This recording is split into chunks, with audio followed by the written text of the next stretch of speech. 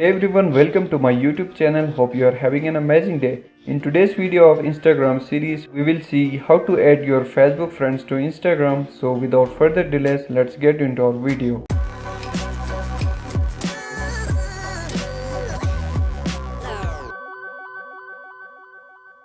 First of all, you have to open Instagram. After that, go to your profile section. Here you have to select the three lines at the top and go to discover people, and at the top you can see the option of connect to Facebook. You just have to tap on this connect.